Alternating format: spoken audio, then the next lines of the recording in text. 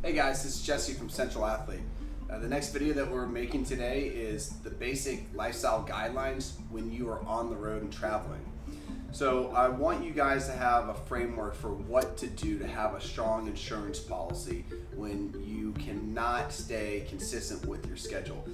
We all hear those stories, and I've worked with the clients before in the past where if they are not training, they quickly gain weight. And so you have to think there, what are they doing the 23 hours that they're away from the gym that is derailing them so much that if they're not training, that they gain all this weight and everything kind of goes to the wayside. So the 5 things that I want to pass along are sun, movement, hydration, sleep, and protein. And I want to build a little value around each one of these concepts because these are all things that we've heard before.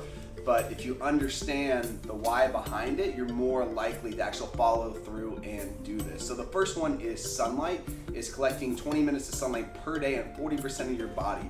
Now, vitamin D is one of the most extensively studied supplements. It actually acts as a hormone in the body.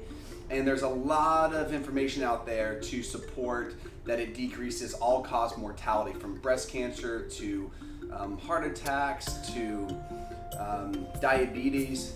Having adequate vitamin D levels is a huge beneficial thing to support not being in a disease state. Adequate vitamin D levels has about 1,000 different genes that are regulated by vitamin D alone, and this ties into things such as neuromuscular benefits, metabolic benefits, as well as immune function benefits.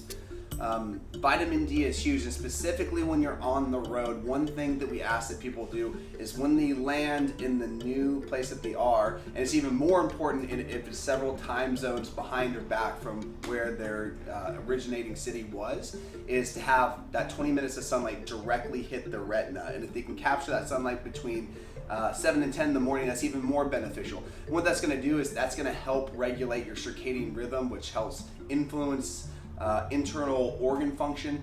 It's going to help with things like body composition, but we are creatures of this earth. We rise with the sun theoretically, and we go to bed when the sun goes down. So we need to abide by these principles.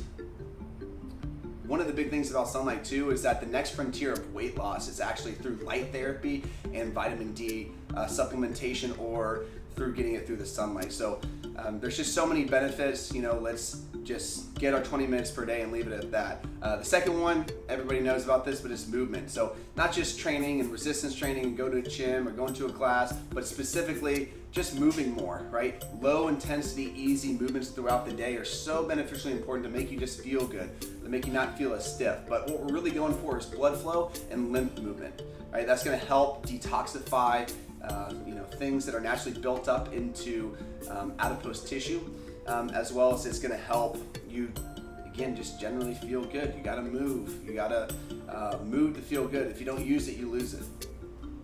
Optimal hydration, roughly half your body weight in ounces. If I weigh 200 pounds, that's at least 100 ounces of water per day. When I travel though, I actually like to boost it up a little bit. This is something that's going to be great for energy management. It's going to be great for immune function. It's also great for not overeating. A lot of times people confuse hunger when it's actually thirst that their body is telling them that they need. Next one is sleep. Huge into body composition. One night of poor sleep will put you into an insulin resistant state. So you're not going to be able to regulate blood sugars as effectively. Really 7 to 9 hours of uninterrupted good quality sleep. You want your room to be so dark that you can't see your hand in front of your face. Okay, so we're trying to mimic the situations that we would live in and sleep in tens of thousands of years ago. 68 degrees is the optimal temperature for repairing muscle tissue, and that deep sleep is necessitated from a dark environment. Okay, and the final one is protein. Okay. In my opinion, you can never eat too much protein, and studies support that. We have studies showing that as high as 3 grams per pound of body weight is a safe and effective dose of protein. Now, I'm not recommending that anybody eat that much, but roughly 1 gram per pound of body weight. And if I could tell One thing that I've experienced in my lifetime as a strength and conditioning professional, it is that people undereat protein.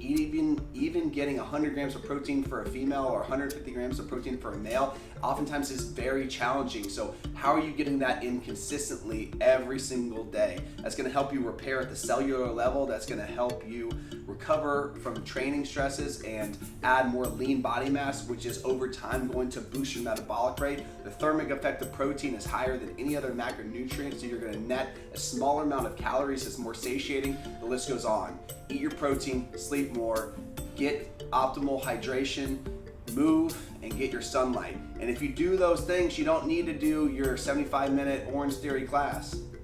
Stick to that. Stay shredded, my friends.